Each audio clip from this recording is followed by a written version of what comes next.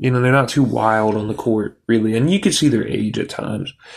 But, I think they got a good group, and they seem supportive of each other. The Thunder hung around that game. Spurs, it seemed like they were going to pull away a lot of the time. And the Thunder would get the lead down, keep the lead not too high, and they only lost by 8. And I thought they played well this year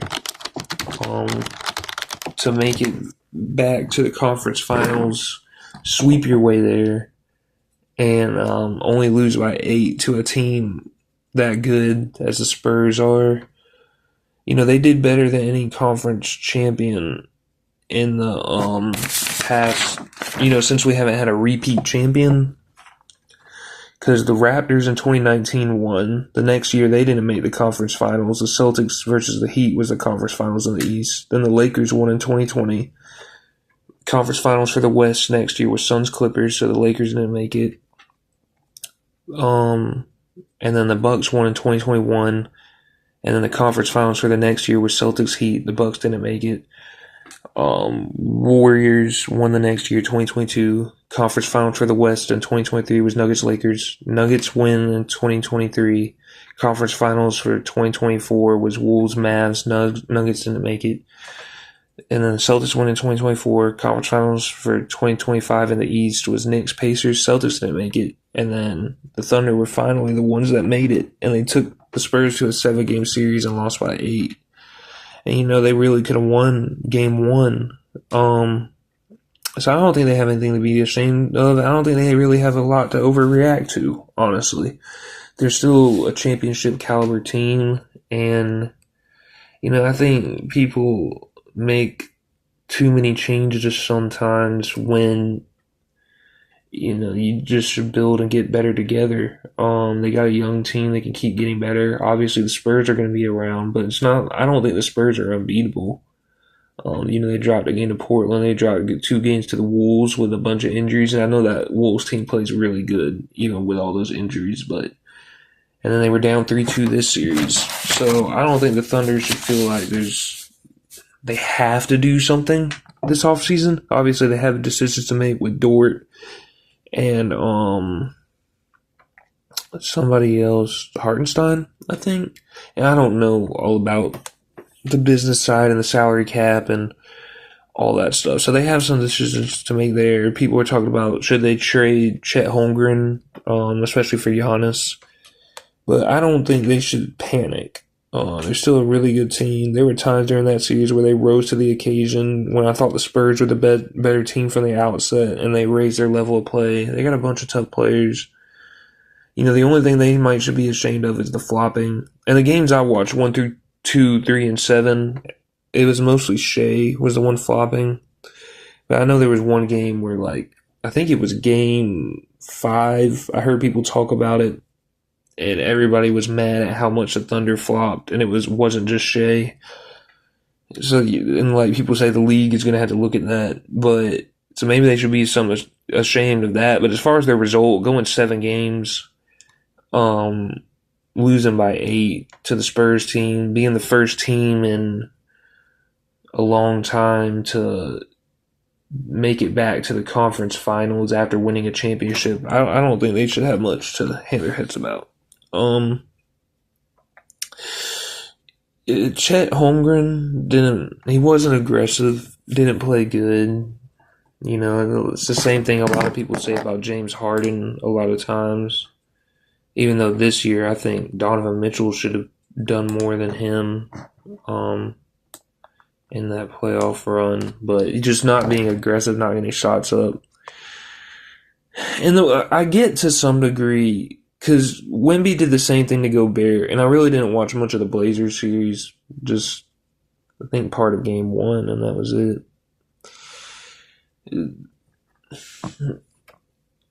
Chet did look a little scared, honestly. He did look a little hesitant on his jumpers and his movements. But even when Chet was moving normally, when he was dribbling normally, when he was aggressive, when he gets to the same spots that he gets on normal people and he's down there in the paint area and there's someone 7'5", he can't get the shot up. And that's kind of what Rudy Gobert was doing. Not that Rudy Gobert has much of an offensive game, but when he does, seal, turn around, want to get his hook up, and there's a 7'5" person there who's athletic and can jump, it's like he can't get the shot off. And then Wemby will go out there and contest you from the outside with Holmgren too. So he just kind of, Wemby can bottle up people. And Holmgren could have played better. He definitely could have. But he's just going to have to get in the lab and figure out a way to get his shot off against Wemby more. I think Hartenstein has the idea to some degree. And people talk about, Holmgren needs to get in the gym more, the weight room more. And yeah, that would help if he could bump Wemby, get him back, and get his shot off. That would help. But I think Hartenstein has the idea too, with his little floaters and his high shots. I think Wemby could arc his shot more, and a lot of people could. But a lot of guards are really good when they get in the paint and they hit that high layup off the backboard because they have to. I think Holmgren could work on those little floaters that Hartenstein does because he's a way better shooter than Hartenstein. I think he could get it down to where he could have his little floaters, and that would be a way that he could contribute to the offense. Another way is just take the open threes. Holmgren is a really, really, really good shooter. One of the best big man shooters in the league. He's a better big man shooter than the big man Jalen Williams on the Thunder. But one thing Jalen Williams will do is when you swing it to him, he'll shoot. And Holmgren should be shooting. That's the one part, that where I think Wemby kind of got to him. When he's not taking threes that he takes all the time and he's open or got enough space, that's where it was like, okay, I get when you're driving in and Wemby's got his arms up and you can't get the shot off, but why are you not taking open threes? That was the part where he's gotta be himself and just take the threes. I also think his struggles were a little over dramatized or made too big a deal of. Because if you actually look, he averages 17 points a game. In this series, he had 4, 10, 16, 10, 14, 13, 8. He's not like this 25 or 30 point scorer, and I don't know that adds up to 10.7 points. So there is a drop off, or the averages too. But 16 is almost his average, 14 is almost his average, 13 is almost his average. And I realize to hit your average, you have to go above it. But when you're playing someone that's that tough of a defender for you, not saying he didn't play well, not saying he wasn't scared, not saying he wasn't hesitant, not aggressive enough. Yeah, all that. But I just feel like we're going so overboard, acting like Holmgren's supposed to be this dominant scorer when that's really not what he is. He's a third guy, and he had to play the second guy, and he should have been more aggressive. He should have done better. But I think we're overrating how much he scores. I think that's part of why he's being looked at so bad. And I don't think you have to move him. Me personally, I would like a more physical big, but that's kind of old school. But as far as him doing anything to be automatically traded, I don't think he's done anything like that. And I want to talk about Shea. Shea played really good. He hit a ton of his shots. I said in the podcast earlier, it seems like he's not getting the mid-range shots he was, and it seems like he's a better player than last year. He moves around better. He gets to the basket better to me. He just covers more space when he dribbles, or at least that I remember. But as far as like his get to the paint, snatch back to the mid-range, take the jumper. It seemed like he was getting more space on those last year. Not that he's not a better player. I think he's a better player. And he was getting closer mid-range shots last year. He's having to take deeper mid-range shots, but he's hitting them. I mean, and he's hitting threes, and he just played amazing. 35 points, 12 for 21 from the field, 9 for 11 from the free throw line, 9 assists. He's just a really good player. And I know he got some criticism for his post-game press conferences after the game and then his end of season one. I thought it was very professional, very mature. He backed Chet. I know they asked him about, and I didn't listen to all of. I only listened to part of the end of season one, and I listened to just snippets that of the right after the game one that came on TV or that I saw on YouTube Shorts or whatever. But he backed Chet. He backed his GM, which I kind of wish he would have said. Sam Presti's the greatest GM ever. He could do what he wants. At the same time, I do kind of wish to bring our guys back. But that's fine. And teams are always going to change anyways. But he backed his players. He backed his GM. He backed his coach. The stuff he said about his coach, being a person that genuinely cares about everyone else and not himself. He said it was a failure that they lost, which I'm glad he said. Because I know Giannis was saying years ago, there is no failure in sports. And that's just not true to me. And Giannis is a great player. But there's way more failure than success for everyone in sports. Honestly. So I'm glad he can acknowledge that. And he just seems like he's coming back better and better every year. Hopefully they'll cut the flopping out of the league so he can't do it.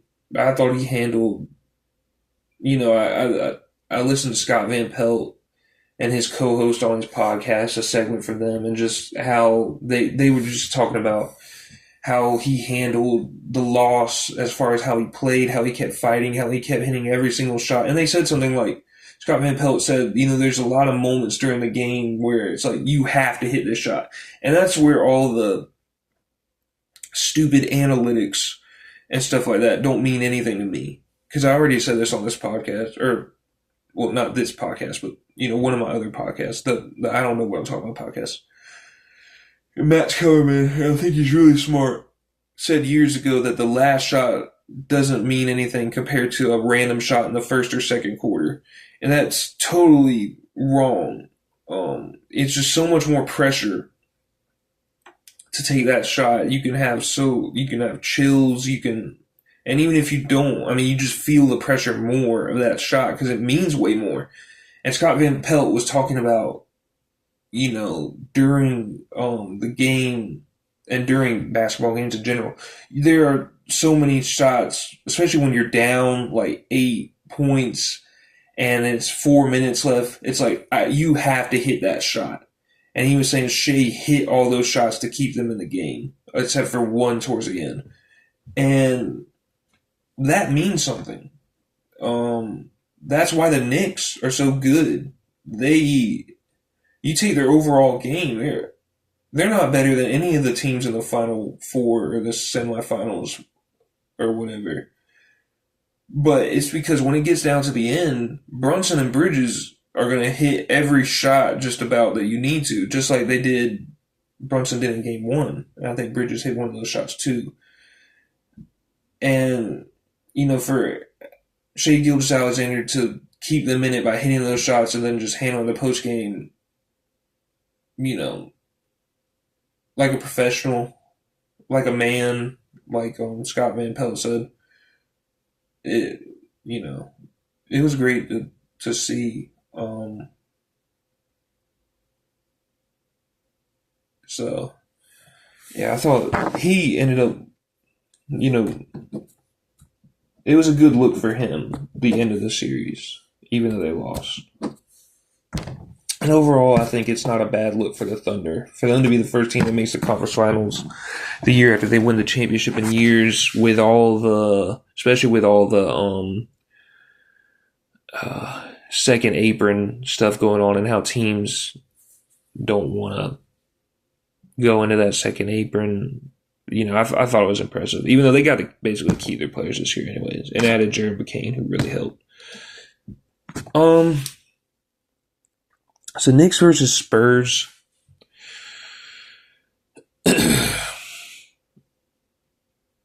Game 1.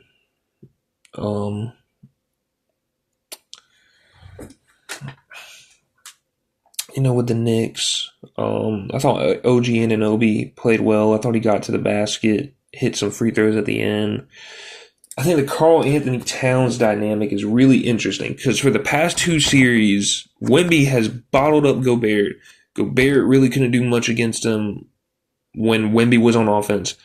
And Holmgren was bottled up by Wemby, and they wouldn't even let Holmgren guard Wemby, which I don't understand that. I don't understand why he couldn't guard him at all. And why Jalen Williams, the guard, not the big. I think the big actually is a better matchup for Wemby than Holmgren, the Jalen Williams big, because he's more physical.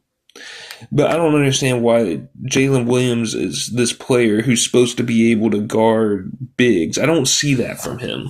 I see it more from Caruso than Jalen Williams, the guard, the second best player on the Thunder. But I don't understand why Holmgren couldn't have guarded him at all. I don't understand why they never put him on Wemby at all. I mean, Wemby just had such an advantage down low with his length and his ability just to finish above Caruso and Jalen Williams. And even, I think the big Jalen Williams is a better matchup for Wemby than Holmgren, and maybe even Alex Caruso, because of Alex Caruso's ability to swipe down and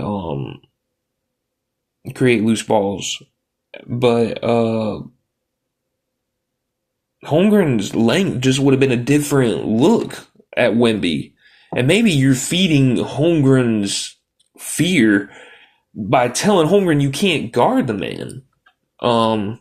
Anyways, Karl Anthony Towns is aggressive at Wemby on offense. He takes away his rim protection to some degree by he's just blowing by Wemby a lot of the times from the perimeter. And he's getting so far in the lane that Wemby doesn't have an angle to block him.